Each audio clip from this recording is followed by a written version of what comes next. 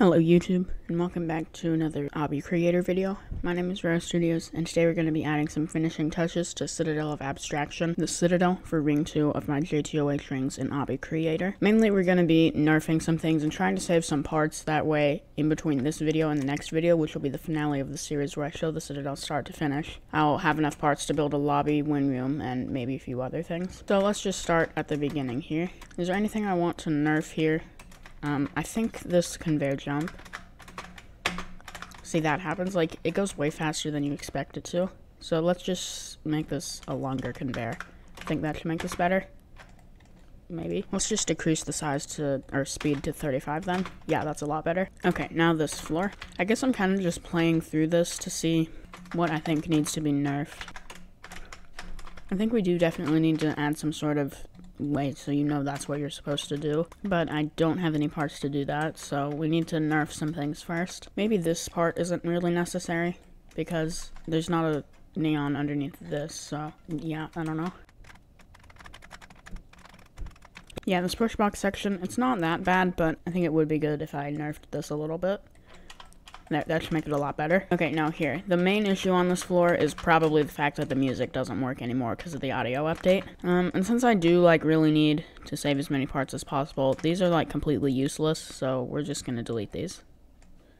All you really need is this. Oh yeah, this jump, I made it that time, but I've failed it a lot of times through just playing this floor. Let's do that to make this a little bit easier. Yeah, that's good. Let's not make this a half stud. Just a one stud is better. Now, I failed this before because it doesn't, like, let you all the way up sometimes on top of here. If you kind of go into the wall, like, walk into the wall, it'll do that, and then maybe you'd think you're... Oh, I ran out of time. But you can see you might try to do something like that. Okay, I caught it, but yeah. It'd be good if I just lowered this a little bit. There. I think you can still make that, but if you want, you can just go to the other wraparound. Yeah, let's nerf that. You're already thinking about so much while doing this, like you gotta outrun the lava and the timers on the buttons themselves, so I think let's just get rid of that ladder flick, so you can just go straight across that. But I did just notice you can make it sometimes, but if you're, like, going fast, then you just don't make it for some reason. So let's make this a little bit taller then. There, that's better. This I have been wanting to change for a long time. I want to change the font to this font. The reason for that is because the signs that are there, not as shark talking, like that were already there before the player and shark come through, are in this font. And that's because that's the font of the text that is shark talking in Citadel of Eternal Corruption. This pushbox section can be a little bit tedious. Let's do that to make at least that a little bit easier. I think let's make this easier. 0.1, more like 0.15. Oh, I would also like to mention, I already did pretty much all the nerfs I want to do on the last two floors, the one I built last video. Because I just saw a lot of comments that people were like, the 10 stud wraps are way too difficult, and also half studs bad, which I agree with, especially because there's no safety net. I'll keep this half stud actually. Now the problem with that is you have to jump sideways, and there's no indication of that. Oh, you also have to hold forward, or hold D apparently, or I guess A if you're facing this direction. Well, sometimes you do, sometimes you don't. That's so weird. Whoa. Okay, let's fix that. If you just do kind of the head hitter motion, you can apparently take a huge shortcut. Well, no more. I feel like we should just nerf this long jump a little bit, like by one stud maybe. Yeah. Another thing is this jump.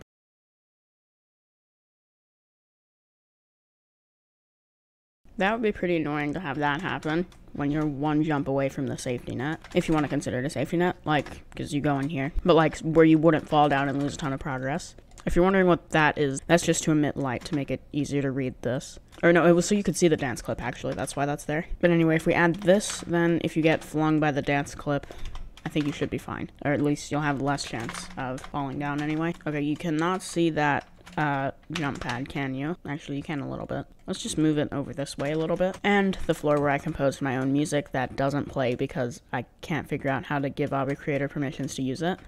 Although for me, when I'm in the game it plays it, I don't know why. Okay, having these two neon platforms just looks a bit strange. So just do that. My problem with trying to give Obby Creator permissions to use the audio is because when I type in the ID I see on Obby Creator's game page, it just is some other random Roblox game. I don't know what to do about that. Let's fix this wraparound and make it easier. We can make this wraparound easier, maybe by doing that.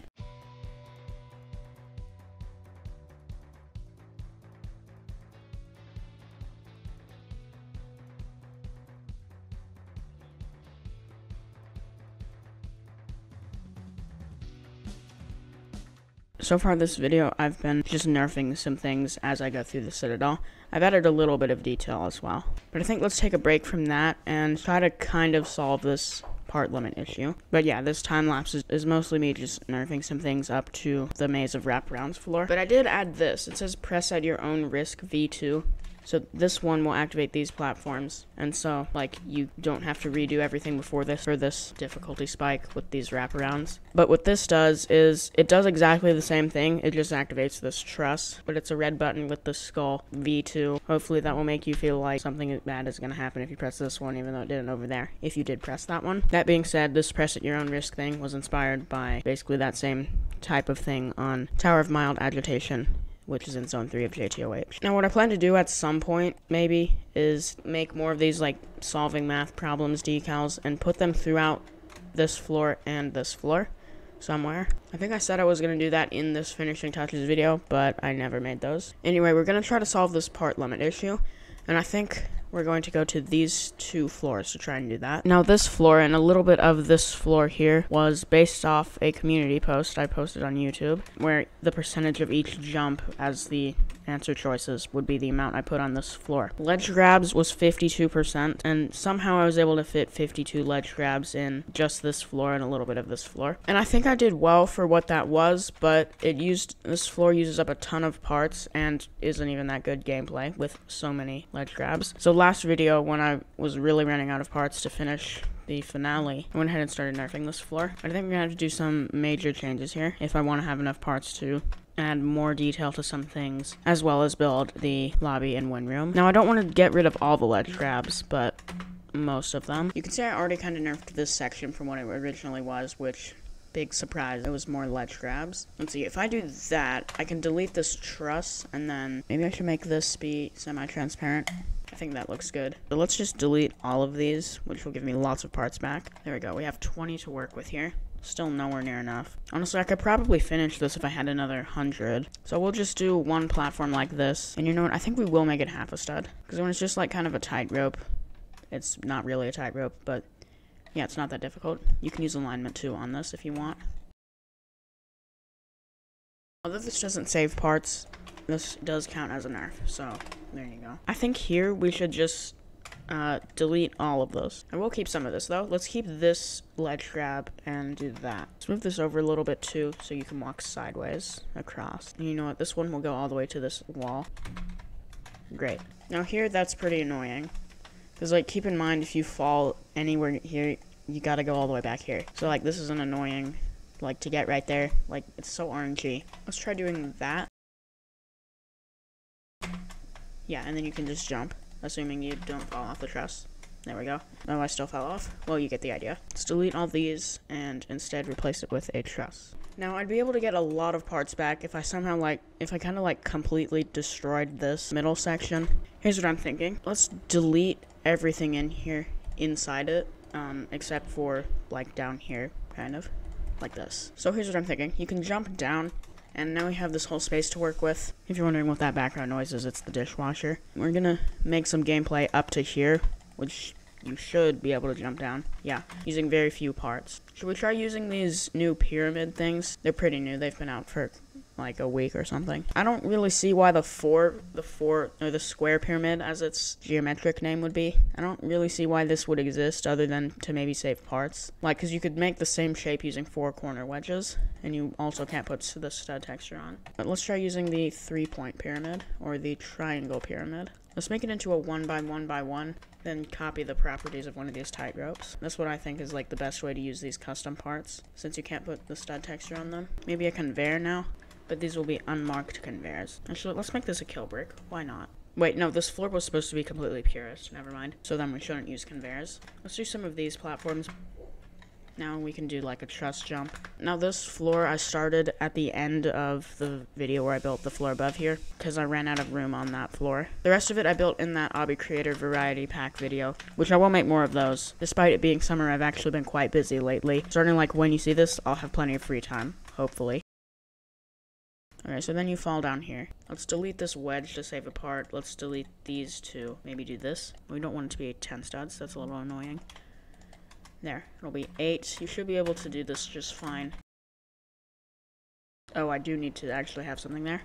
Is there an undo button now? No. There really should be an undo button. I know I've said this before, but there should be. Okay, I fixed it, and this looks a little bit better anyway. Like I said, I already nerfed these 2 floors. There is a problem, and that's that if you wait for this lava to go down underneath here, and then jump here before it completely stops, it won't start again, and so you don't have to worry about the rising lava.